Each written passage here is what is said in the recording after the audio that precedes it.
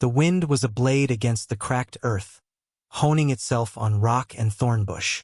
It carried the scent of dust and distant rain, a promise as empty as the vast, bleached sky.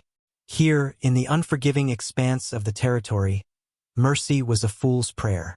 The sun had beaten down for days, turning the world to shades of ochre and bone, and in its relentless glare, a man on horseback was a slow-moving speck of judgment.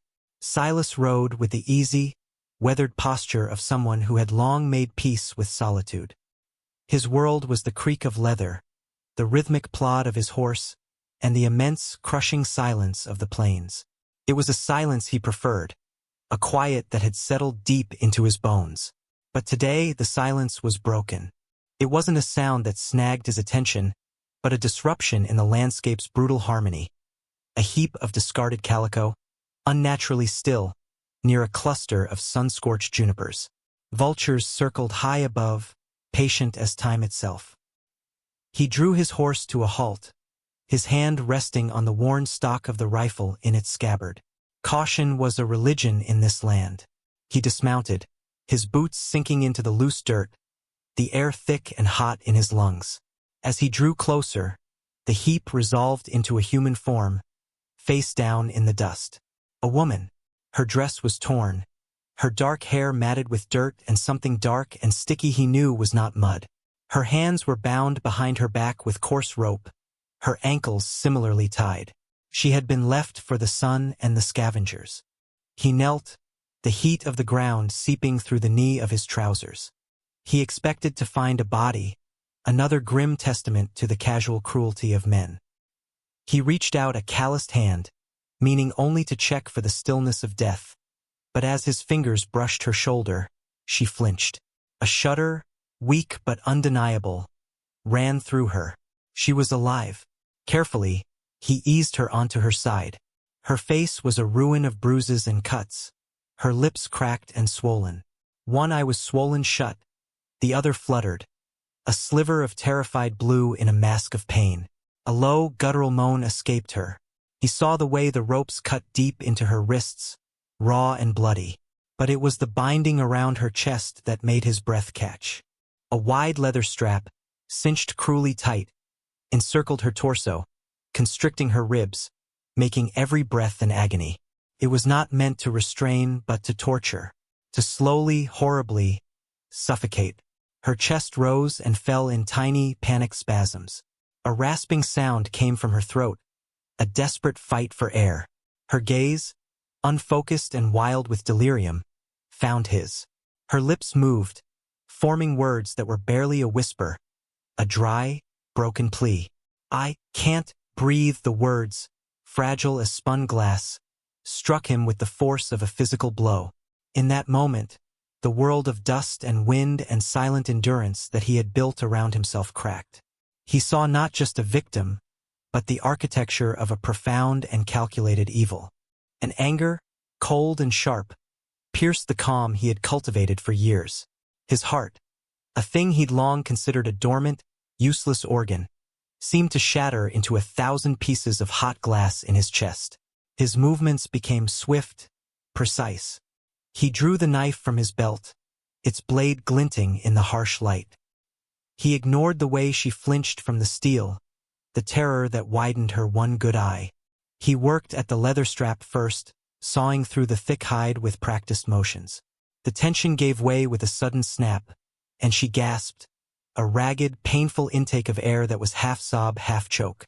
It was the sound of a drowning person breaking the surface. He didn't stop.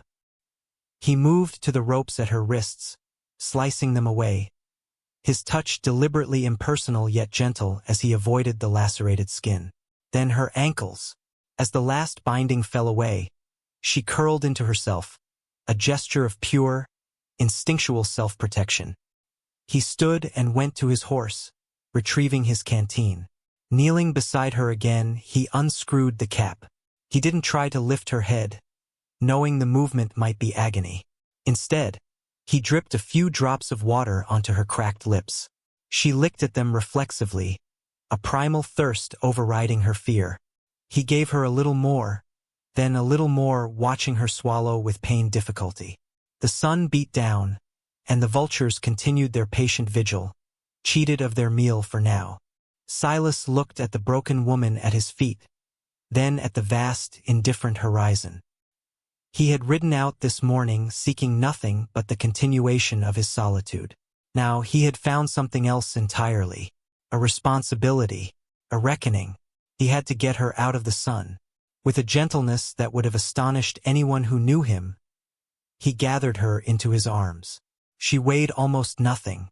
As he lifted her, her head lolled against his shoulder, and a single tearless sob escaped her. He held her, a fragile weight against the solid reality of his own existence, and began the slow walk back to his horse, leaving the empty, coiled ropes behind in the dust like the shed skin of a snake. The journey back to his ranch was a study in slow, deliberate care. He had situated her in front of him on the saddle, her body limp against his chest, her head resting in the hollow of his shoulder. With every jolt of the horse, a low moan would escape her, a sound that tightened the muscles in his jaw. He kept the horse to a walk, the sun crawling across the sky with agonizing slowness. The heat was a physical presence, pressing down on them, and he could feel the fever radiating from her skin. He stopped twice to give her more water, watching the life-or-death struggle in her throat as she swallowed. She remained unconscious, or something close to it, a place of refuge from a pain too great to be borne. His ranch was not a grand affair. It was a testament to solitary labor, carved out of a small, defensible valley watered by a spring that ran even in the driest years. A modest log cabin, a sturdy barn, and a web of corrals stood against a backdrop of rising granite cliffs. It was a place of order and quiet purpose, a world away from the chaos he had found on the plains. He carried her inside the cabin, the sudden cool dimness a relief after the glare of the sun. The interior was Spartan, furnished with pieces he had made himself. A stone hearth dominated one wall, a simple table and 2 chairs stood in the center, and a narrow bed was built into the far corner. Everything was clean, worn, and functional. He laid her gently on his own bed, the rough wool of the blanket a stark contrast to the fragility of her form. For a moment he stood over her, uncertain. He was a man accustomed to tending livestock, to mending fences and reading the sky. The delicate work of mending a broken human being was foreign territory. But inaction was not an option. He moved to the hearth, stoking the embers of the morning's fire and adding fresh kindling. He filled a kettle with water from a bucket and set it to heat. While it warmed, he gathered what he needed: a clean basin, cloths, and a small wooden box containing his meager medical supplies, salves, dried herbs, and a bottle of raw whiskey for cleaning wounds. She was still lost in that fevered twilight, her breathing shallow and fast. He returned to the bedside and began the grim task. He had to clean her wounds. With a pair of shears, he carefully cut away the torn and blood-caked fabric of her dress around the worst of the injuries. He worked with a detached focus, his face an unreadable mask. He saw the map of cruelty written on her skin, the angry, chafed flesh of her wrists and ankles, the deep purple bruising that bloomed across her ribs where the strap had been, a dozen other cuts and abrasions. He dipped a cloth in the warm water and began to clean the dirt and dried blood from her face. As he worked, her one good eye fluttered open. It fixed on him, no longer wild with delirium, but filled with a lucid, bottomless terror. She tried to recoil, to pull away, but her body was too broken to obey. A choked whimper caught in her throat. Silas stopped. He held the damp cloth suspended in his hand, his gaze meeting hers. He said nothing. Words were clumsy tools, and he had no skill with them. Instead, he simply held her gaze, his expression unchanging. He did not offer a false smile or empty reassurances. He offered her only his stillness, his quiet presence. He let her see his hands, stained with her own blood but steady. He let her see his eyes, which held no malice, no pity, only a grave and serious attention. He was letting her see that he was not the man or men who had done this to her. Slowly, very slowly, the panic in her eyes subsided, replaced by a wary, exhausted watchfulness. She did not relax, but she stopped trying to pull away. He took this as permission. He resumed his work, his movements economical and sure. He cleaned every cut, his touch as light as he could manage. When he applied a stinging herbal salve to the rope burns, she hissed in a sharp breath, her fingers clenching into fists, but she made no other sound. He worked in silence, the only sounds the crackle of the fire and her own ragged breathing. When he was finished, he pulled a clean, threadbare shirt from a chest at the foot of the bed. It was far too large for her, but it was soft. With immense care, he maneuvered her arms into the sleeves and drew the soft cotton over her, covering the evidence of her ordeal. He pulled the wool blanket up to her chin, tucking it around her. The fever still burned in her cheeks. He left the basin of cool water by the bed and sat in one of the chairs at the table, his back to her, granting her the privacy of his disregard. He stared into the fire. The images of her injuries burned into his mind. The shattered feeling in his chest had subsided, replaced by a cold, heavy weight. He was a man who had fled the world of men, yet it had followed him here. He had brought its victim into his sanctuary. Now his sanctuary was no longer just his. He listened to the rhythm of her breathing, a fragile counterpoint to the steady ticking of the clock on the mantelpiece. It was a sound that filled the empty spaces of his cabin, a sound that changed everything. Days bled into one another, measured by the rising and setting of the sun and the slow, arduous process of healing. Alara, he had not yet learned her name, remained a silent, watchful presence in his bed. The fever broke on the third day, leaving her weak and drenched in sweat, but lucid. She would watch him for hours, her gaze tracking his every movement as he went about his chores. She watched him mend a harness, his large hands surprisingly deft with the needle and all. She watched him bank the fire at night and restart it in the pre-dawn grayness. She watched him eat his own meal at the table, his posture straight, his focus absolute. He never tried to force conversation. He would bring her broth and later, a thin stew, leaving it on a stool beside the bed. He would say only, "Eat," and she would, her hands trembling as she held the spoon, her eyes never leaving him until he turned away. The silence in the cabin was a living thing, dense with unspoken questions and unvoiced fears. For Alara it was a shield. The world of voices and demands had brought her nothing but pain. The quiet of this man, this stranger, was a strange and unfamiliar balm. She did not trust him. Trust was a currency she no longer possessed, but she began to fear him less. His actions were consistent. He provided food, water, medicine, and warmth. He asked for nothing in return. He did not pry. He did not even look at her for more than a few seconds at a time, affording her a peculiar kind of dignity. His name, she learned from the single, leather-bound book that lay on the mantelpiece. On the inside cover, in neat, blocky script, was written Silas. Suited him. It sounded like silence. One afternoon, he brought in a bucket of milk, still warm from the cow, and began to churn it. The rhythmic slosh and clank of the churn filled the cabin. Alara lay watching, the monotonous sound a strange comfort. He was a man of routines, of predictable patterns, and in her shattered world, predictability was safety. She began to notice the small details of his existence. The way his brow furrowed in concentration when he was sharpening a blade. The faint scent of pine and leather that clung to him. The network of fine lines around his eyes, etched there by sun and solitude. He was not a young man, but there was a vitality in him, a strength that was not just physical but rooted in the very earth he worked. He moved like a man who knew his own purpose. Her own purpose, she thought, had been stolen from her, murdered along with her husband, Daniel. The memory was a black, swirling vortex she dared not approach. The faces of the men, the greed in their eyes, the sound of Daniel's last breath.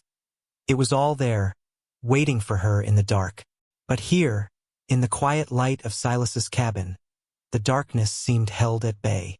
After a week, she could sit up on her own, the fire in her ribs having subsided to a dull, constant ache. The bruises on her face were fading from violent purple to a sickly yellow-green. She swung her legs over the side of the bed, her feet touching the cool wooden floor for the first time. A wave of dizziness washed over her, and she gripped the edge of the mattress, her knuckles white.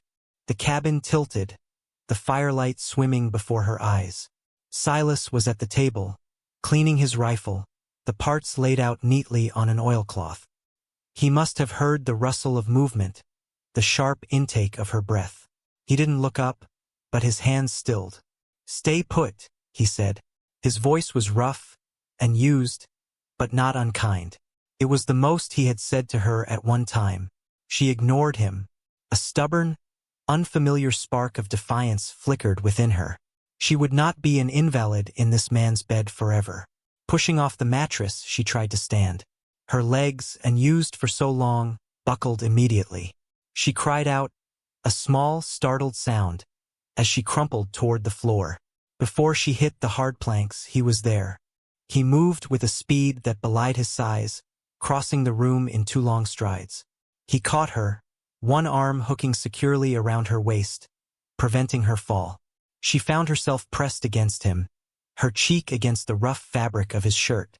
She could feel the solid wall of his chest, the steady, slow beat of his heart against her ear. The scent of him, pine, smoke, clean sweat, filled her senses. She froze, every muscle tensed for a blow that did not come.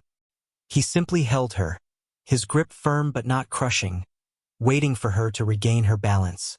The moment stretched, thick with a strange intimacy. It was the first human contact she'd had since the attack that was not violent. He smelled of safety. The thought was so shocking, so alien, that it made her gasp. She pushed away from him weakly, and he immediately let her go, stepping back to give her space. She leaned heavily against the bed frame, her heart hammering against her bruised ribs. He returned to his table and his rifle, his back to her once more. "The stew is on the hearth," he said, his voice once again a low rasp. "If you have the strength to fall, you have the strength to eat." The words were blunt, but she understood. It was not a command, but an acknowledgement. He was not coddling her. He was treating her as someone capable of making a choice. Slowly, unsteadily, she made her way to the hearth. She ladled a small amount of stew into a bowl, her hands shaking so much she spilled some onto the stone. She carried it to the table and sat in the chair opposite him. She ate in silence, her gaze lowered, but she was intensely aware of him, of the space he occupied, of the quiet, powerful presence that had, against all odds, become her anchor in a world gone adrift. The act of sharing the table, simple as it was, shifted the dynamic between them. The silence was still there, but it was no longer the silence of a patient and a caregiver. It became the silence of 2 people sharing a space, a quiet cohabitation. Alara began to move about the small cabin, her strength returning in slow, frustrating increments. She would sweep the floor, her movements stiff and awkward, or fold the blankets on the bed she no longer occupied, having moved to a pallet of furs he'd laid for her by the fire. She did these small tasks not because he asked, but because she needed to. She needed to feel useful, to feel her body respond to her will, to reclaim some small measure of agency. Silas accepted her contributions without comment, but she noticed he left the broom propped by the door where she could easily find it, and he no longer tidied the bed in the morning. They were small, unspoken concessions, a dialogue conducted in gestures. One evening, as a chill wind howled outside, rattling the shutters, she sat mending a tear in one of his shirts. Her fingers, still clumsy, fumbled with the needle. He sat across from her, carving a piece of wood, the shavings falling in fragrant curls onto the floor. The only sounds were the wind, the crackle of the fire, and the scrape of his knife against the wood. "They killed my husband," she said. The words fell into the quiet room like stones into a deep well. She hadn't planned to say them. They had simply risen up from the depths where she had kept them chained. Her own voice sounded foreign to her, brittle and thin. Silas's knife stilled. He did not look at her, but his entire being seemed to be listening. His focus was so absolute it was like a physical touch. She took a shuddering breath, the needle frozen in her hand. His name was Daniel. We had a small homestead by the creek. The land was good. She stared at the rough fabric of the shirt, her vision blurring. A man named Barlow wanted it. He said the deed was faulty. Said the water rights belonged to him. Daniel told him to leave. The memory was sharp now, a shard of glass in her mind. Barlow came back. With his men. They shot Daniel. Her voice broke on her husband's name. She stopped, pressing her lips together, fighting for control. Silas remained silent, his stillness a container for her grief. He was not offering platitudes or comfort, merely the profound respect of his attention. It gave her the strength to continue. They wanted me to sign a paper, signing the land over. When I wouldn't, they tied me up. They put that strap around me. She touched her ribs, the memory of the crushing pressure making her breath hitch. They left me. They said the coyotes would be more persuasive, having spoken the truth aloud. A wave of cold dread washed over her. She had given him the story. She had made her past real in his cabin. Now he knew she was not just a victim, but a liability. Barlow was not a man to leave loose ends. He would be looking for her. She was trouble, a danger she had dragged to his doorstep. She finally lifted her head and looked at him, expecting to see annoyance, or fear, or the cold calculation of a man deciding she was not worth the risk. His face was shadowed in the firelight, but his eyes were clear. He looked at her, truly looked at her, for the first time since that day on the plains. There was no judgment in his gaze. There was something else, something deep and resonant she couldn't name. It looked like understanding. He placed the half-carved piece of wood and his knife carefully on the table. He stood, went to the hearth, and added another log to the fire. Sparks flew up the chimney into the roaring wind. He stood with his back to her for a long moment, staring into the flames. Then he turned. "Barlow," he said. It was not a question. It was a statement. The name, spoken in his low, gravelly voice, sounded like a death sentence. He knew the name. Of course he knew it. A man like Barlow cast a long, dark shadow. "He will not find you here," Silas said. It was a promise. A simple, declarative statement that carried the weight of an oath. In that moment, Alara felt the first, fragile tendril of trust take root in the barren soil of her heart. He was not going to cast her out. He was not afraid. He had heard the worst of it, and he had not flinched. He had simply added another log to the fire, as if preparing for a long, cold night. She picked up the shirt and the needle again, her hands a little steadier this time. The wind howled, but inside the small cabin, a different kind of quiet had settled. It was no longer empty. It was filled with a shared knowledge, a shared enemy. And for the first time in a very long time, Alara did not feel entirely alone. The promise Silas made hung in the air between them, a shield against the encroaching world. But both knew a shield was useless without a sword. The days that followed took on a new, more urgent purpose.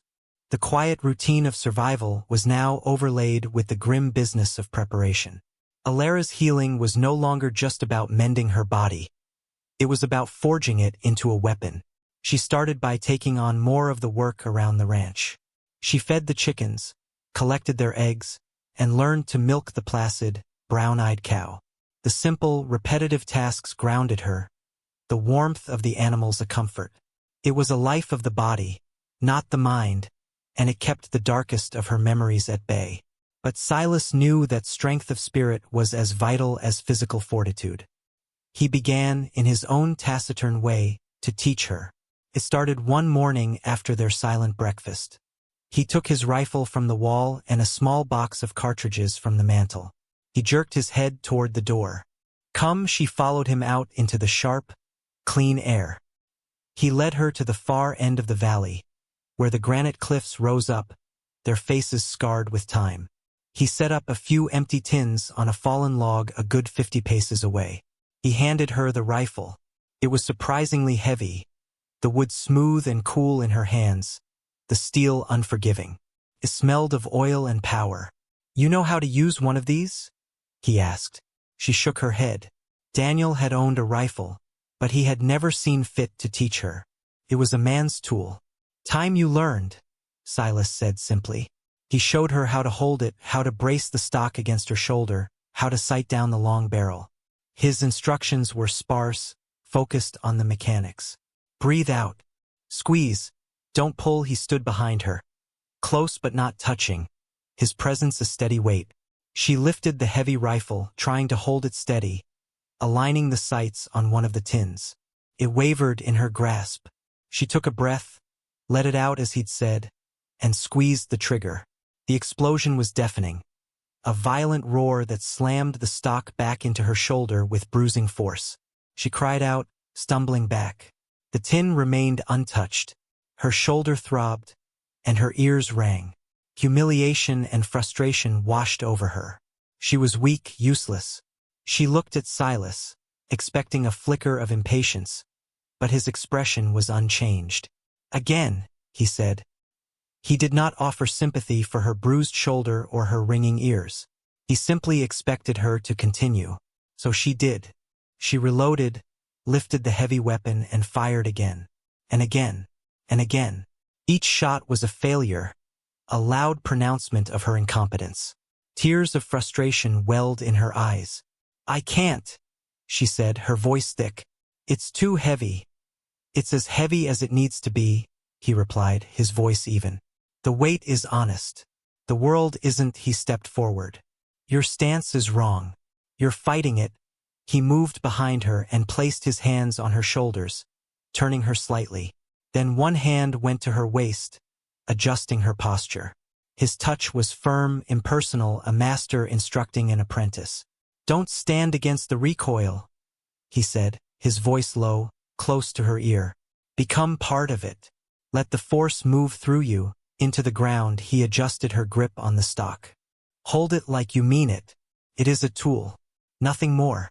It has no will but yours." She took a deep breath, trying to absorb his words. She could feel the warmth of his hand through the thin fabric of her shirt, the solid presence of him at her back. He was anchoring her. She lifted the rifle again. It still felt heavy, but this time she settled into the weight, letting her body absorb it as he'd instructed. She sighted the tin, breathed out, and squeezed. The rifle bucked, but this time she was ready for it. The force flowed through her, into her legs, into the earth. And 50 paces away, one of the tins flew off the log with a satisfying clang. A sharp, triumphant gasp escaped her. She lowered the rifle, her heart hammering with something other than fear. She looked at Silas. A flicker of something, approval perhaps, passed through his eyes before it was gone. "Again," he said. They stayed out there for hours, until her shoulder was a deep, aching purple and her hands were sore. But by the time the sun began to dip behind the cliffs, 3 of the 5 tins lay in the dust. She had learned more than how to fire a gun. She had learned how to hold her ground. She had learned that a force that could break you could also be mastered. As they walked back to the cabin in the fading light, the heavy rifle in her hands no longer felt like a burden. Felt like a promise she was making to herself. Life settled into a new rhythm, a quiet partnership forged in the shadow of a shared threat. Alara's days were filled with the hard, satisfying labor of the ranch and the grim discipline of her training with the rifle.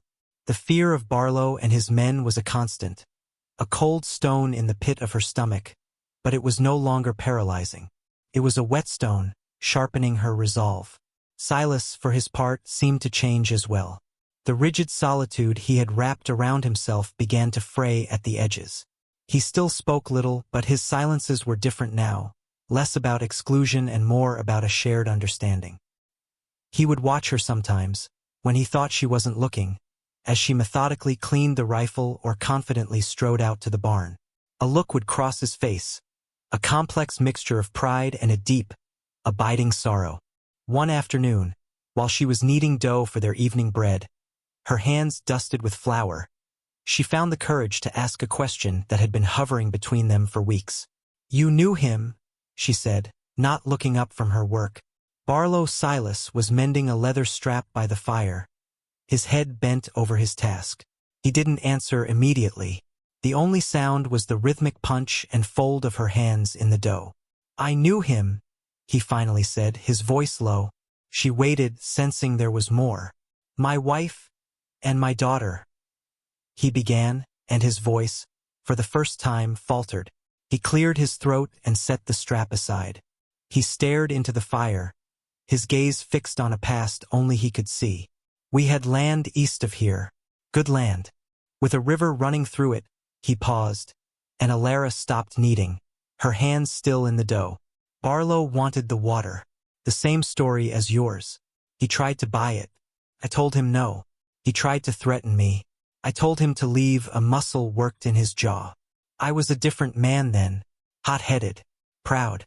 I thought my strength was enough to protect them." He fell silent for a long time. Alara didn't dare breathe, didn't dare break the fragile spell. "I went to town for supplies," he continued, his voice barely a whisper. "I was gone 2 days. When I came back, the house was burned. Just a black skeleton against the sky." He closed his eyes, a brief, tight spasm of pain crossing his face. "He didn't leave them for the coyotes. He left them in the fire." The confession fell into the room, so heavy it seemed to suck the air out. Alara felt a profound, aching empathy that transcended her own grief. His loss was older, more deeply scarred, the wound cauterized by years of silent rage and sorrow. She understood now. She understood the fortress of his solitude, the reason for his silence, the source of the immense, quiet sadness in his eyes. When he had found her, he hadn't just seen a victim. He had seen a ghost, a second chance. "I am sorry," she whispered. The words were hopelessly inadequate, but they were all she had. He opened his eyes and finally looked at her. The raw pain in his gaze was staggering. "I came here," he said, his voice regaining some of its strength. "I came here to be away from the world of men like him, to be forgotten. But he found me." Alara finished for him, her voice soft. "And you found me?" "Yes," he said. The single word held a universe of meaning. He had run from the fight once, and it had cost him everything. He would not run again. He stood and walked to the small, grimy window that looked out over the valley. He stood with his back to her, a dark silhouette against the fading light. "He took my world from me, Alara. I will not let him take yours." He had used her name. For the first time, he had spoken her name. It was an acknowledgement, a binding. Hearing it from his lips, in the wake of his devastating confession, made her feel as though she had been truly seen for the first time since Daniel's death. She was no longer just a survivor he had taken in. She was Alara, and he was Silas, and they were in this together. She returned to her bread, her hands moving with a renewed and somber purpose. They were no longer just two strangers huddled against the dark. They were allies, their separate griefs now woven into a single, resilient cord. The first snows of winter began to dust the high peaks, a sign that the world was closing in. The threat of Barlow felt more immediate in the shortened days and long, cold nights. They worked to fortify the ranch, their movements synchronized, their purpose singular. They reinforced the doors, boarded up the smaller windows, and built a low stone wall near the front of the cabin, providing a line of defense. The work was hard, their hands raw from stone and splintered wood, but it was a shared labor that spoke more than words ever could. Every action was a testament to their pact. One day, a brutal, freezing rain swept down from the mountains, turning the valley into a sea of mud and ice. The wind shrieked like a banshee, and the temperature plummeted. In the middle of the night, they were awoken by a sound of splintering wood from the direction of the barn. A section of the roof over the small livestock pen had collapsed under the weight of the ice. Silas was out of his bed in an instant, pulling on his boots and heavy coat. "Stay here," he commanded, grabbing a lantern. But Alara was already pulling on her own coat, her jaw set. "The calf is in that pen," she said. She had grown fond of the newborn, a clumsy, gentle creature. She would not let it perish in the storm. He gave her a sharp look, but saw the resolve in her eyes and gave a curt nod. They stepped out into a nightmare. The wind tore at them, driving shards of icy rain into their faces. The lantern cast a frantic, dancing light on the scene. A large beam had fallen, trapping the terrified calf and its mother. The cow bellowed in panic, struggling against the wreckage. Working together in the heart of the maelstrom, they became a single entity. Silas, with his raw strength, heaved at the heavy beam while Alara, smaller and quicker, scrambled through the debris, calming the frantic animals with her voice. The icy rain soaked them to the bone, their fingers growing numb with cold, but they did not stop. "I need leverage," Silas shouted over the roar of the wind. Alara saw a long, sturdy pole they had been using for fence posts. She dragged it through the mud, her muscles screaming in protest, and jammed it under the beam as he had shown her when they were building the wall. "Now!" he yelled. They put their combined weight on the pole. For a heart-stopping moment, nothing happened. The beam was too heavy. The cow thrashed, its eyes wide with terror. "Together!" Silas grunted, his face a mask of exertion. They heaved again, a single, synchronized effort of will and muscle. The beam groaned and shifted, lifting just enough. "Get them out!" he yelled. Alara didn't hesitate. She scrambled back into the pen, grabbing the calf and shoving it toward the opening. She slapped the cow's flank, urging it to follow. The animals scrambled out into the relative safety of the main barn just as Silas's strength gave out. The beam crashed back down with a deafening thud. They stood in the driving rain, panting, soaked, and freezing. The lantern light illuminated their faces, streaked with mud and rain. In the midst of the storm's chaos, a strange moment of stillness passed between them. They had faced a crisis not as individuals but as a unit. They had protected what was theirs. Silas reached out and brushed a stray piece of straw from her hair, his fingers rough and cold against her skin. It was a simple, unconscious gesture, but it was more intimate than any touch they had shared. "You did good," he said, his voice low and rough against the wind. It was the highest praise she could imagine.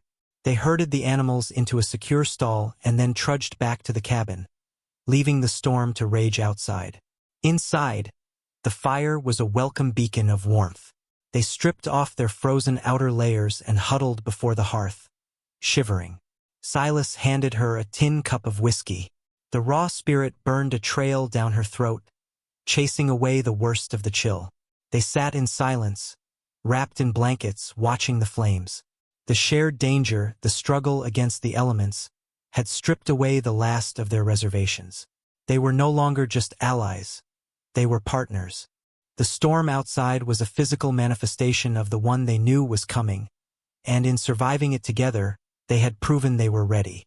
Alara looked at Silas, his profile stark in the firelight, and felt a wave of gratitude so profound it almost brought her to tears.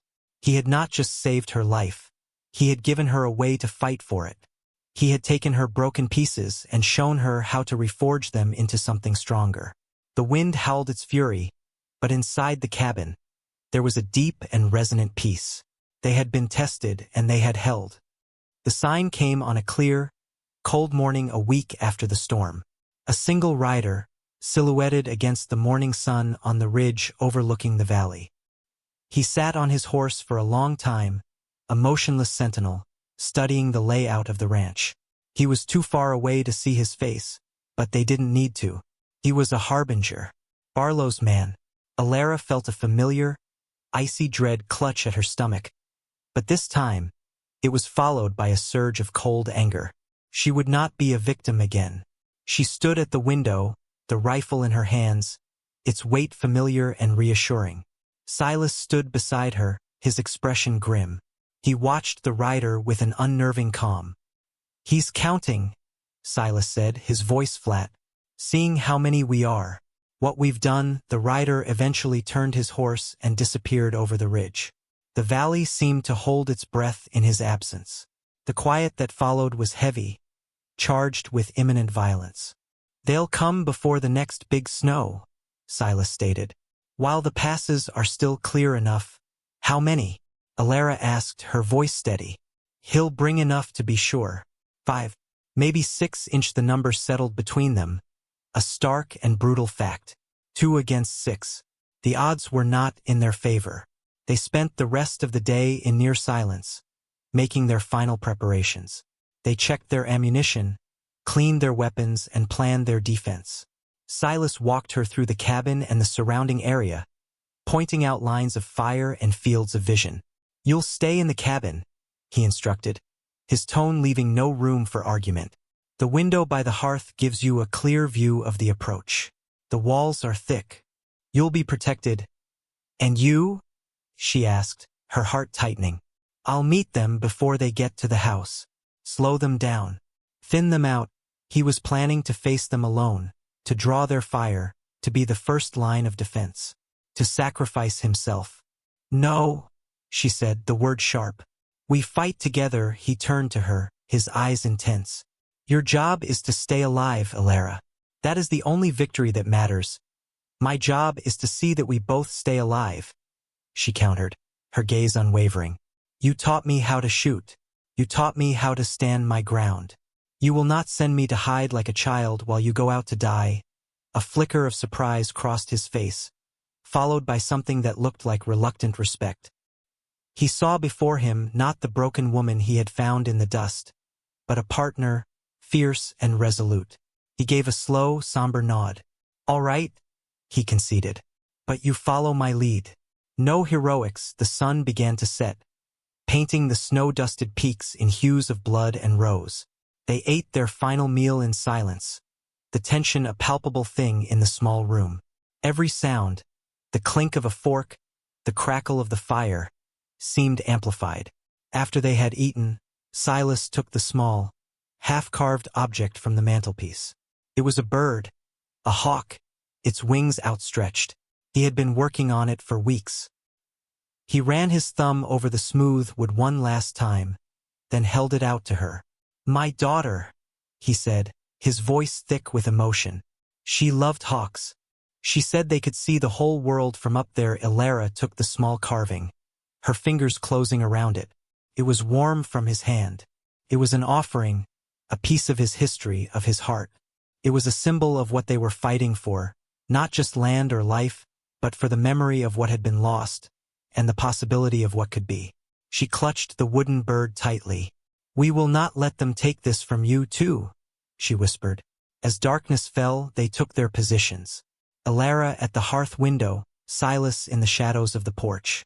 The moon rose, casting a cold, silver light over the valley, making the snow on the ground gleam.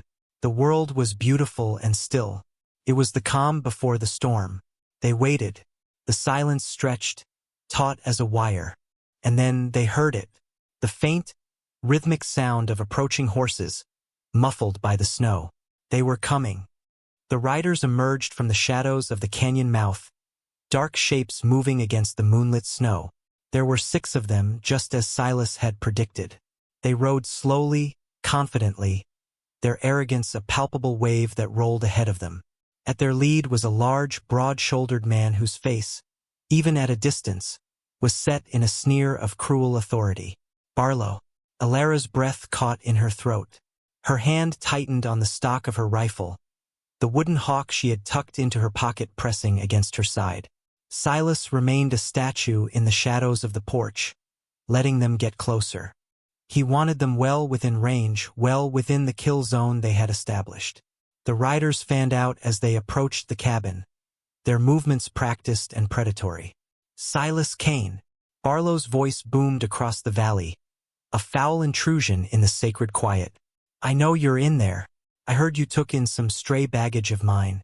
Send her out, and I'll let you keep this miserable scrap of rock you call home." Silence was Silas's only answer. He raised his rifle, the movement slow and deliberate. Alara mirrored him, her heart hammering against her ribs. She centered her sights on a man at the far edge of the group, just as Silas had instructed. "Isolate a target. Do not think. Just act. Have it your way, old man." Barlow snarled, raising his hand to give a signal.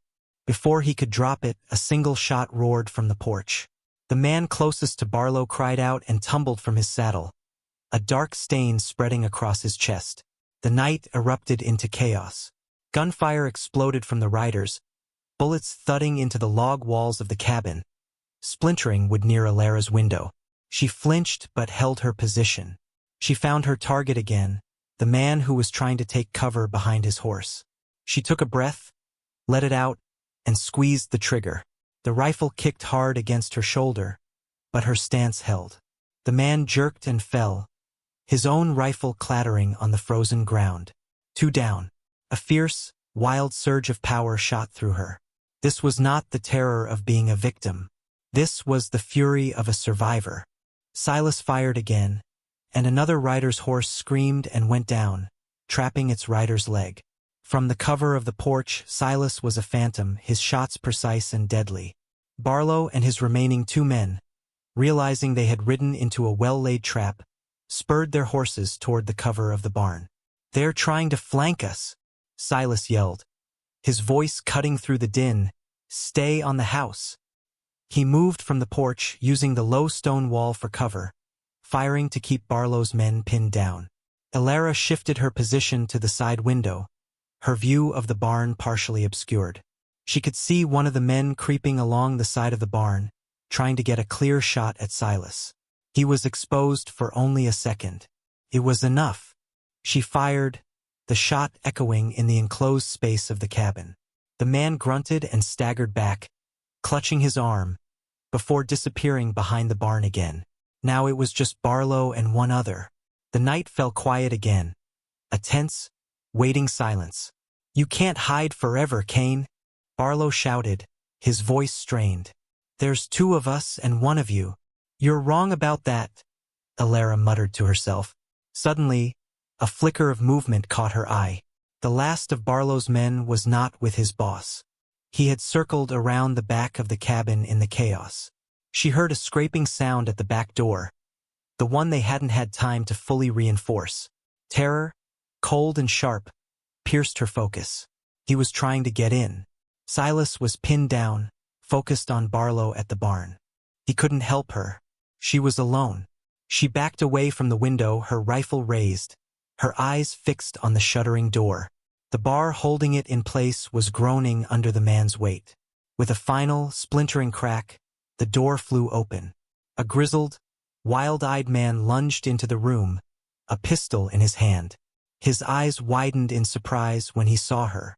He had expected an empty cabin or a cowering woman. He did not expect the barrel of a rifle pointed directly at his chest. He hesitated for a fraction of a second, a fatal miscalculation. Alara did not. She fired from the hip, the blast deafening inside the cabin. The man was thrown backward, out the doorway he had just broken, his pistol discharging harmlessly into the ceiling. She stood, panting, smoke coiling from the barrel of her rifle, the smell of gunpowder thick in the air. The silence that followed was absolute. Then, from outside, came Barlow's enraged roar. He had heard the shot from inside the cabin and knew his man had failed. He broke from cover, running toward the house, firing his pistol wildly, a man driven by pure, blind rage. It was a foolish move. Silas rose from behind the stone wall, a grim specter in the moonlight. He fired once. A single, clean shot. Barlow stopped dead, a look of stunned disbelief on his face. He looked down at the dark spot on his shirt. Then his knees buckled, and he fell face first into the snow. And then silence. A profound, ringing silence that was deeper than anything that had come before. It was over. The silence that descended upon the valley was absolute, broken only by the whisper of the wind through the pines and the distant, mournful cry of a lone coyote. The moon shone down on the still forms scattered across the snow, a cold, impartial witness.